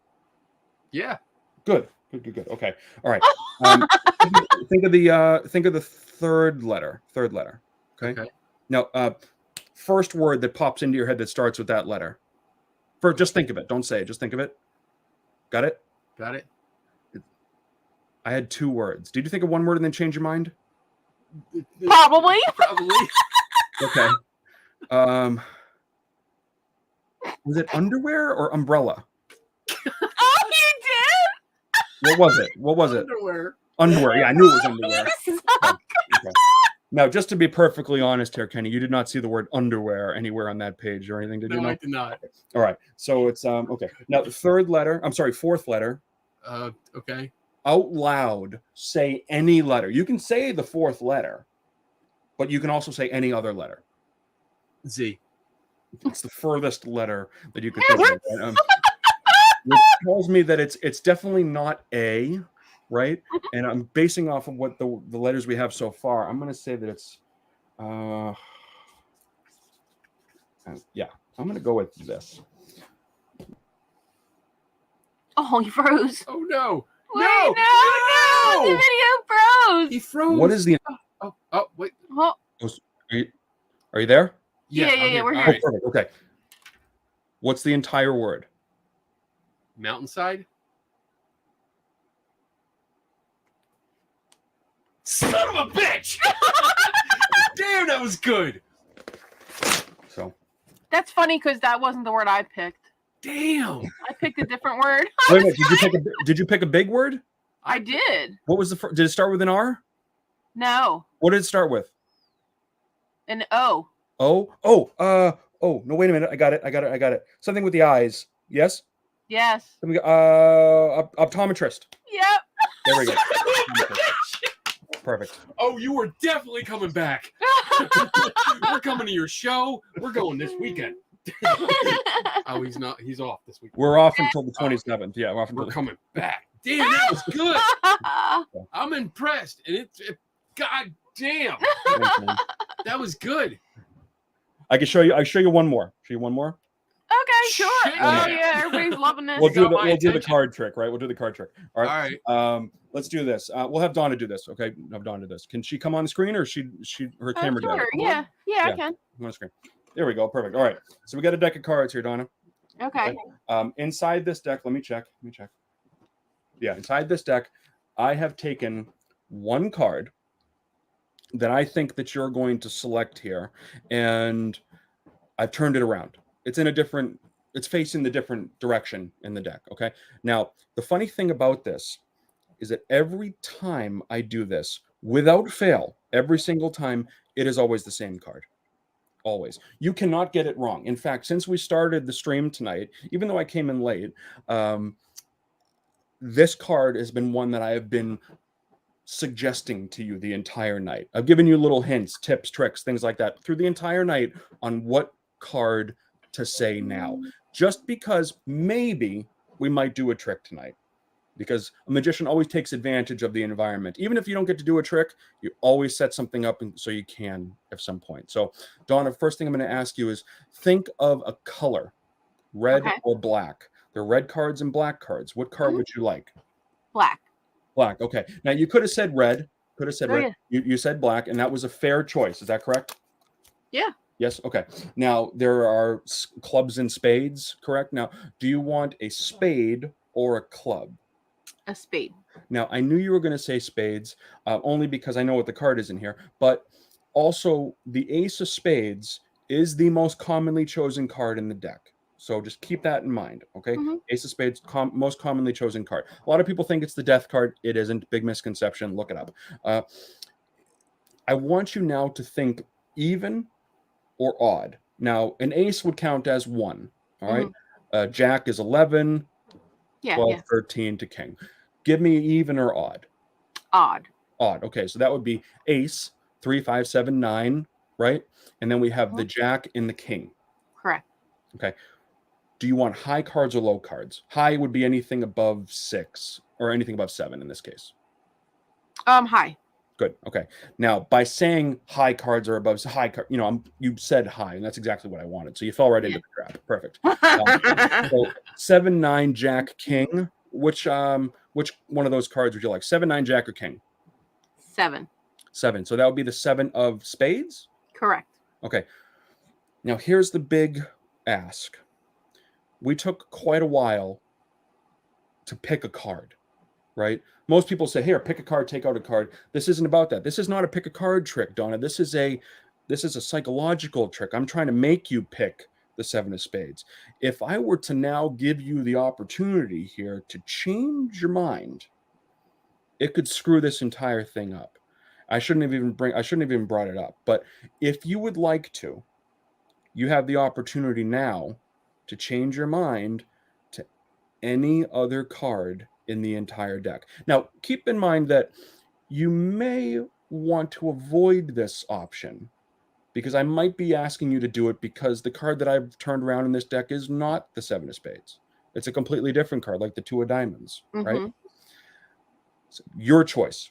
What would you like to do? Do you want to stick with the 7 of spades, or do you want to switch to any other card in the deck? Don't pick the ace of spades because it is the most common. All right. And somebody already said the queen of diamonds in the chat. That's the second most common card. Really? Right? It is. Queen of diamonds, queen of hearts, ace of spades. Avoid those cards if you're asked by a magician. Okay. What card would you like? The 7 of spades, or do you want to switch? I want to keep the 7 of spades. I knew you would. Everybody does. They pick the 7 of spades. I say, you sure? They're like, yeah. I say, okay. I mean, I'll give you plenty of chances, but you're good. You don't want to switch. All right. I'm good. All right. Nothing else in the box. Okay. One card is reversed. It's always down here. Right there. One card. Could have said any card. Nice. 7 of spades. Very nice. Now, it's unique that you said that because I have a backup. Oh, no. Inside this envelope is one single playing card from a different deck. This is for Kenny now. Kenny, if she picked black cards, let's assume you picked a red card, okay? Would you want a heart or a diamond? Heart. Heart, okay. And what value would you want? You can have ace through king. You don't have to avoid a card here. You can have any card ace through king. 3. Any particular reason why? You just wanted the 3. Just wanted the 3. Just wanted the 3. So 3 of diamonds or hearts? Hearts. Hearts. Okay. Just take a look. Yep. 3 of hearts. Now. I'm skeptical. That's the point. That's the point. Is like, from here, do you believe me?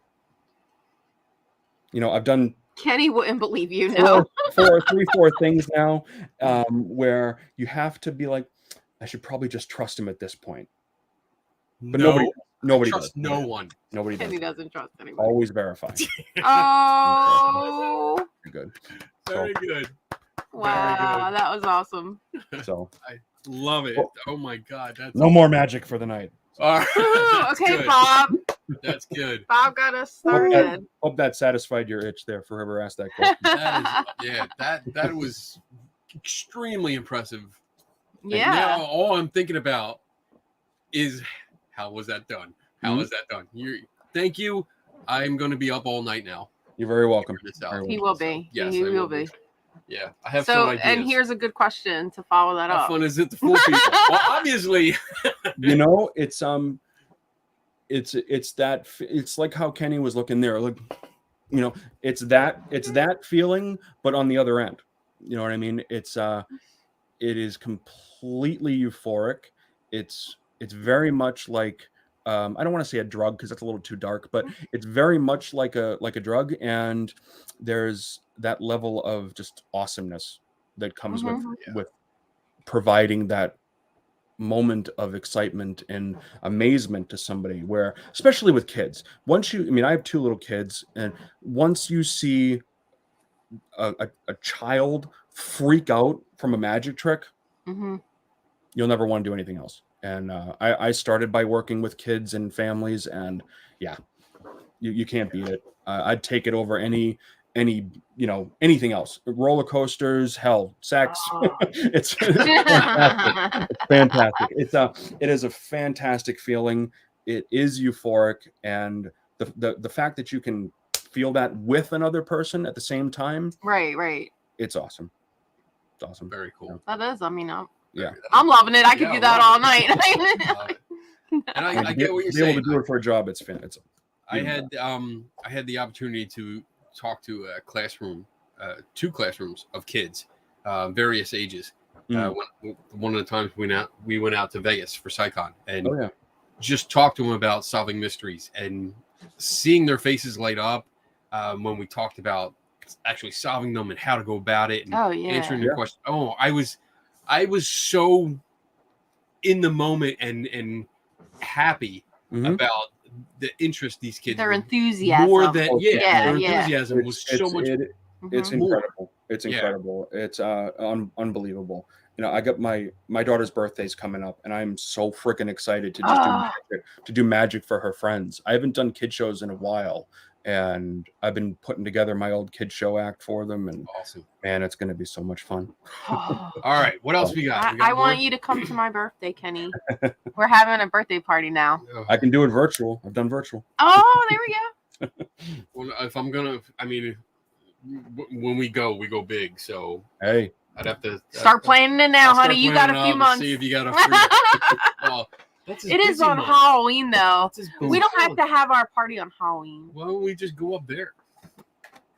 You can plan it. That'd be fun. All right. Although the week before we are in Vegas. So. Yeah. All right. Next question. Let's get through some of these questions. Okay. Here we go. You can take me off the thing. Have you ever? Oh, okay. Let me. Have you ever broken out laughing by a person's expression to a magic trick? Oh, we just did. Mm-hmm. Yeah, we did. Absolutely. You, especially when it's a kid, when you're doing magic for a kid, it's like it's unbelievable. It's unbelievable. Awesome. You can't not. It's not so much breaking out and laughing.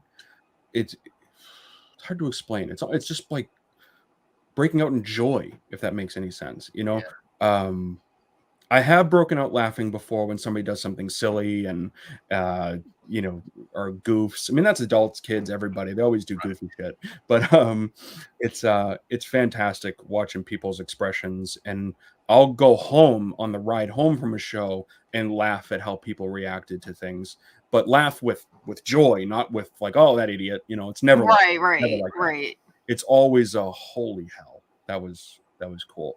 I can always tell, my wife can always tell when I've had a good show, because she'll say to me, like, was the show, how was it, how did it go? And if I say good, then the show is fantastic. Awesome. And if that's always a good indicator. If I say it went really well, then I'm gonna need a minute. It's like coming off the stage during a play. You get in that vibe, and you know you're high from it. Right. I'll come home at 2 a.m. sometimes, and she'll be asleep having to get up at 5, and I'll keep her up for an hour talking about the show, and because I can't stop talking. Right. Awesome. So that's great, though. That's a passion. You know? Exactly. It's good to see that. Yep. Absolutely. You know, absolutely. Like it's not a 9-to-5 job. No. That's your passion. It very much is a 9-to-5 job, but a very fun 9-to-5, more like a 24-hour-a-day job, to be perfectly honest. Right. But it's a well said statement, but it's not a job if you wake up loving it, you know. Right. You know? But yeah. All right, moving on. Next, John Michael. What's up, John? Without an H. What's a fun trick you can show us that we can do with our friends? Got to be careful here. Yeah, you don't want to give your secrets away, John. He just did a whole bunch of tricks. Yeah. Well, he didn't. I got a lot of friends that don't like exposing of magic. Yeah. So you know what I can do is, like, I'll lead you in the right direction where you should go to learn some magic. There you go. You can learn it really inexpensively, but to really take advantage of magic and of tricks, I believe you have to put some form of investment into it. It could be your time to learn the trick from somebody personally, one-on-one, not through a digital form, or to buy the trick. You know, spend the couple of bucks right. on the trick. Right. So there's a lot of magic websites out there. One particular, Vanishing Ink Magic. Check it out. Fantastic shop. All online. Incredible materials. Some very, very basic stuff. penguinmagic.com, which is great. They have a lot of online lectures that you can purchase and look at. They do have some free magic tricks on there as well, but you become a member of their site, get some of their materials. And these are guys like me running magic shops online to supplement their income, so support them. And there's fantastic places to learn magic. You know, I'm not that I don't want to teach you, I absolutely do, but I don't want to do it in a public forum. Right. Yeah, that's understandable. So yeah. And I mean, there's there's books. I've purchased some magic books, and we had the opportunity to accompany Mark Edward to a magic shop in Vegas, where he did a private show, and it was just for magicians. It was so where cool. He was sharing. He demonstrated the tricks, but he also shared how they were done. Was that the Top Hat and Wand magic shop? I think was it? It sounds familiar. It's like off Dean Martin. Yes. Yeah. I know it. That was it was awesome, and we felt so privileged, like, this is like a secret meeting. and they still fooled me, even though they were showing us how to do it. I was still like, really what cool. the frig? I would have never ever in my million years but I understand have caught on to it. Like just browsing, because we were there after hours and just looking through some of the books. Like, these are expensive books. If I turn my computer around, you'd see about 700 magic books. Yeah. But I mean, it's well worth it, and I understand because even Mark, he published a book like 2 or 3 years ago, and it was his best tricks. What's it called? Do you know? No, I have to look it up. Oh, I'm curious. Yeah, and it's Vanishing Ink with a INC, not ink like ink pen. So, okay, Vanishing Ink. Melissa asked in the chat. Vanishing Ink. Just type in Vanishing Ink magic. You'll get it. So great site. Yeah, I'll look up that book. But I'm curious. I might have it. It was really cool, and he told me how much it was, and I was like, I can't afford that right now. Yeah. But I got one book here. It's this one. You can't really see it. My name's in the way, but it's all on one magician from years ago, and it was like $150. So yeah, that's about it. Yeah, that's how much it was, and I was like, I really want it because he actually demonstrated one of the tricks, and I was like, I think I know how it's done, but he wouldn't tell me. Yeah, that's it. I mean, there's a paywall basically. Right. You should invest. My belief is I've released a little bit of magic on the market, and I always charge for it. I mean, it took me a long time to come up with it. It took me a long time to market it and perfect it, and and I get it. Yeah. I'm not knocking it at all. No. I know. I don't know if that's absolutely. Yeah, I don't want to come across that way, but I mean, I understand it. Like we said in the beginning, that's your business, and it's like that's your livelihood. And I mean, if you're gonna put your secrets out there for others to learn from, and I even because I've read a lot of literature from Harry Houdini, and even his stuff when he talks about meeting like the Davenport brothers and other magicians and talking about buying or purchasing their original tricks. It's like, wow, all right, so this is really a thing. It's not like just mentoring and learning. This is a business. This is a trade. Very, very much so. Houdini is about Houdini because he was a massive skeptic, and he was a debunker of spiritualists and the spiritual movement to the point where people were actively trying to hunt him down. He had elements in Boston with Marjorie, the famous psychic from Boston, and he did stuff in Salem. He was a very, very powerful person at that time in the world of skepticism and in the debunking of bullshit, basically. He was great. He was great for it. So ready for another question? Okay. Yeah, keep going. Here we go. Melissa. Hey, Melissa.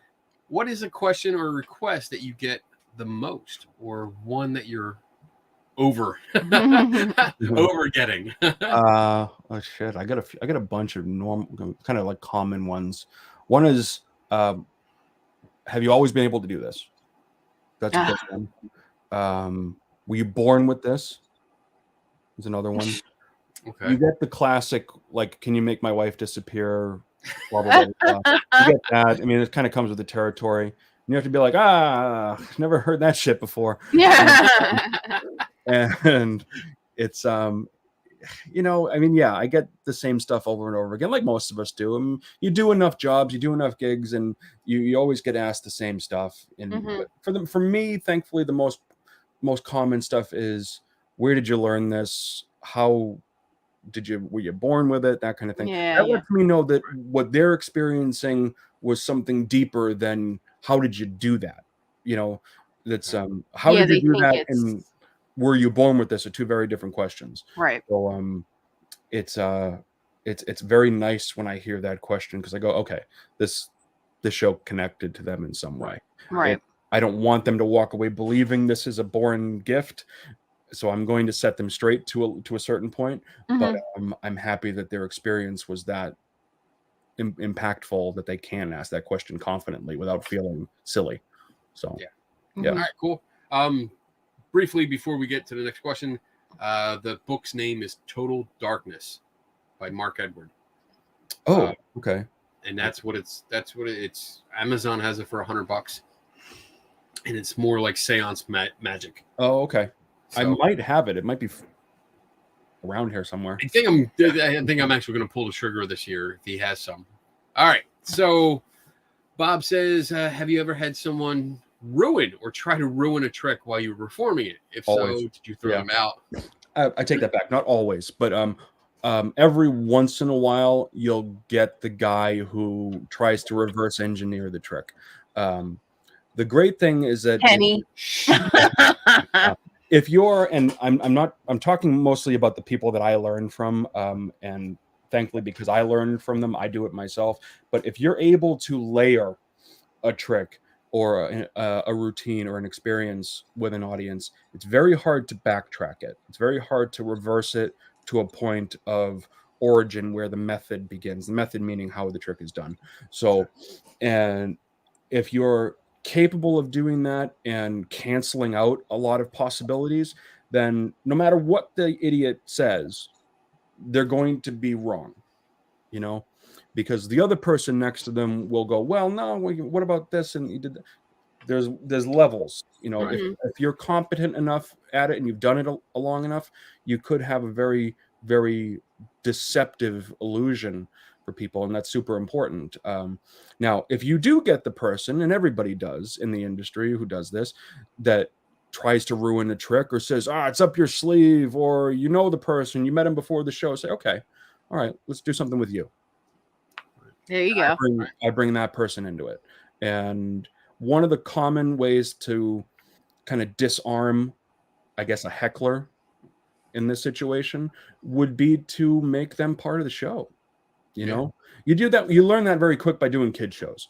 If you do kid shows enough, you get the kids. Usually they're between like 9 and 14, and they're always the boys who sit in the corner like this, going. That's Kenny.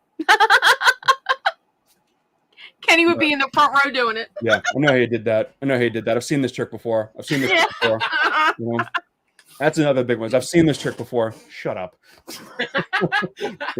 One of the big things that you could really do to take that thing away from that person is to make them part of the show. Empathize with them. To kind of go back to the beginning. They've seen the trick before. Great, do a different trick for them. Bring them into it, and make them the star.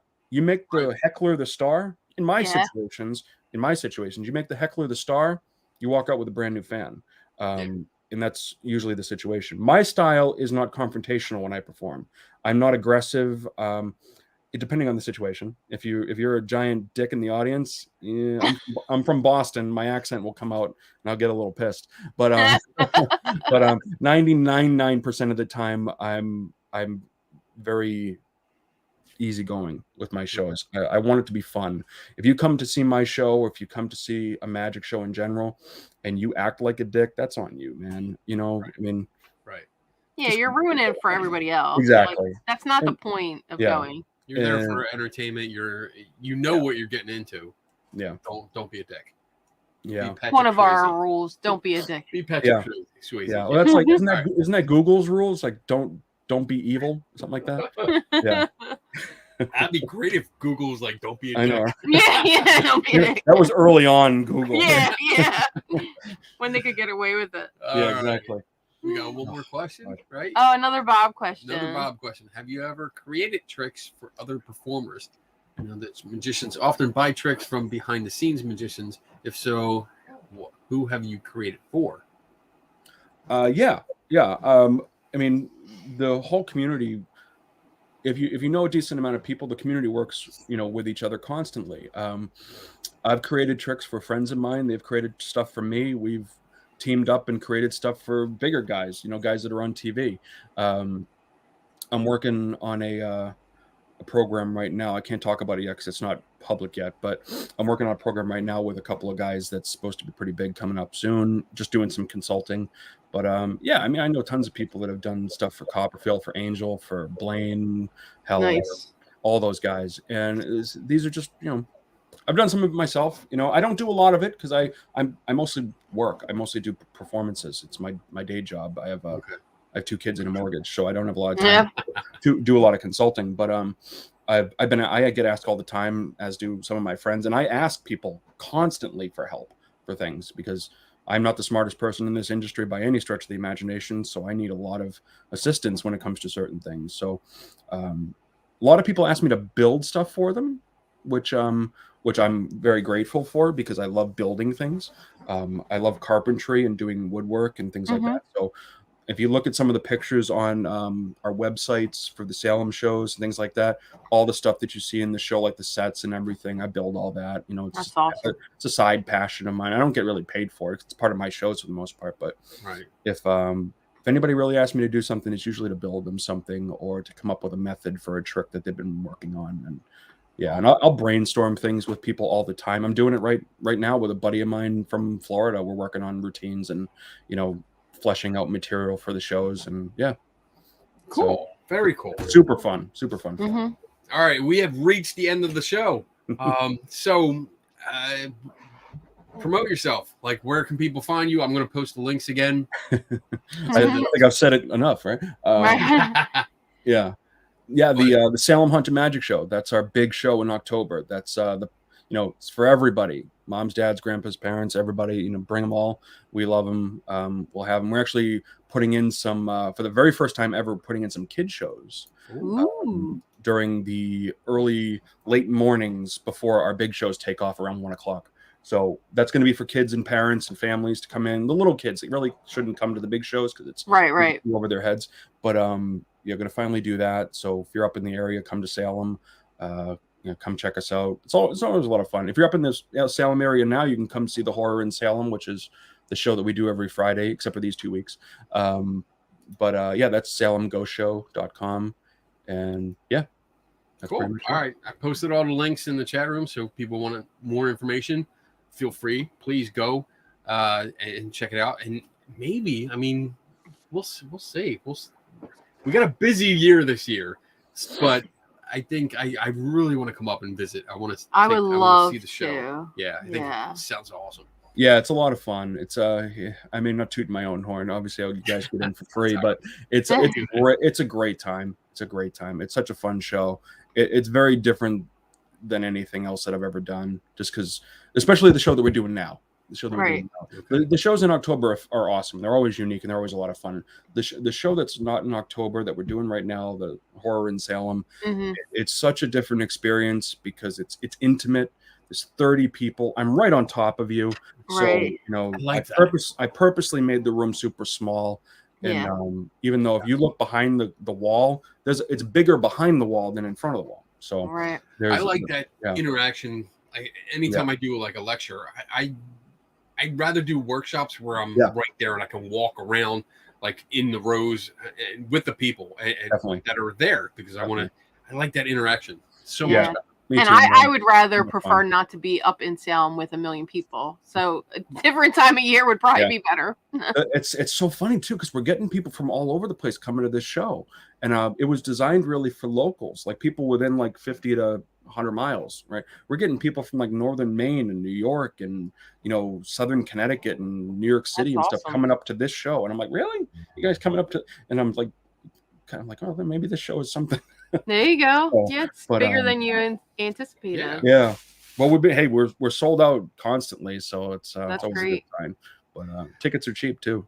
So all right, I'm going to get into my announcements. Please stick around. Thank you so much. I'm going to pleasure, guys. Put up our Squid Game Bob's announcements here, and let's see. First, I'm going to give our shout out. I'm going to get the shout out going to all our patrons because you can go over there, patreon.com/KennyBiddle if you want to help out with the show. There's 3 tiers, and of course, all the money pretty much goes back into the show. So, like I think I mentioned it last week. You guys actually paid for the subscription to the StreamYard. So you're helping me stay on for another year, which is awesome. And then we have our announcements, which are here. Saturdays, I do 3 Tortured Souls podcasts, which 8 p.m. with Tim Vickers and Dave Schumacher. Tomorrow, I think we're talking about the phrase most haunted. Like when places use, this is the most haunted in the state or the most haunted in the country. And we're going to explore that and why people use that term, the marketing aspect of it, and what qualifies or what people think qualifies that. Right. So Yeah, like really. it's going to be interesting. It's going to be a fun show. April 30th. I already did that. I really have to change this. I have to update it. So July 16th and 17th is the Skeptical virtual conference. I will be speaking July 16th. I don't know what time yet, but I'm going to be talking about more of my journey from ghost hunter to skeptical investigator and just what I learned along the way. July 23rd is the Para-Unity Conference in Woodbridge, New Jersey, and both I and Donna will be out there. Yep. She's going to have Lucky Tiki Creations, her booth. I'm going to have my Skeptical Help booth out there. So nice. You guys can come out, ask all kinds of questions. You can put the skeptic on the spot if you want to, whatever. We can have a discussion about pretty much anything, and hopefully we'll both learn from each other. August 19th to 21st is the Gettysburg Battlefield Bash, the most fun party we've ever been to. Both of us will be out there. And in fact, the 3 Tortured Souls will be out there. So Dave and Tim will be joining me, which is great because Tim is in West Virginia and Dave is in, I forget Illinois? Where he's from. Illinois? Is he in Illinois? I don't know. Dave's We've in the only chat. been Where together are you, Dave? once, and that was last year in Gettysburg. So this second time we'll actually all be in one place. We're going to broadcast live. Yeah, and if you didn't get your tickets for the hotel, the Wyndham is sold out. So people are booking next door. But, at the Courtyard, right?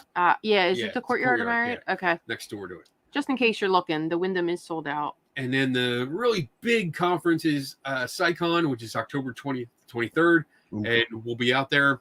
And I get to speak on the big stage this time, which is my first time on the big stage. Yeah, you better practice that. No, I practice talking. I'm already nervous because there's like Neil deGrasse Tyson is going to be there. Damn.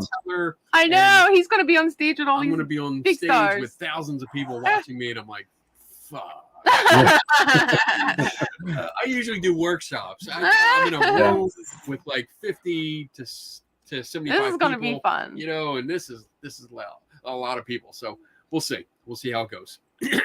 But that's all the announcements I have for now. And tomorrow for anybody, Sunday for anybody local people. Yeah.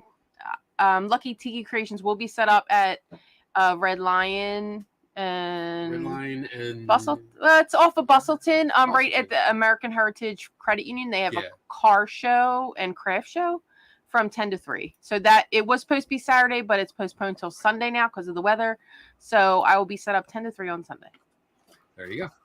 And thank you, Christopher. I mean, this was fun.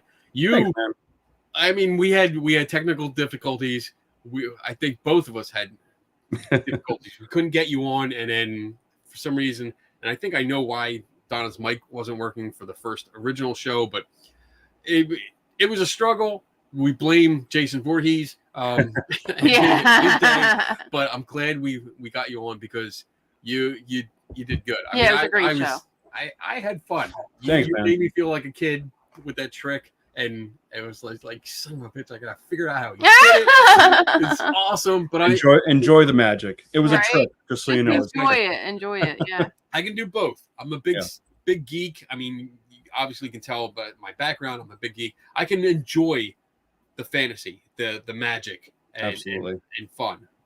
But then I also get double enjoyment because now I'm going to try and figure it out. But thank you so much. I appreciate it. And I think everyone had a great time watching and listening to you. So thanks, man. It was a lot of fun. Awesome. With that, I'm going to say, everyone have a good weekend. Chris, you stick around for a minute. Sure. Everyone else have a good weekend. Be safe. Tune in tomorrow night. And then with that, just remember, never stop learning. And we will see you next week. Bye, guys.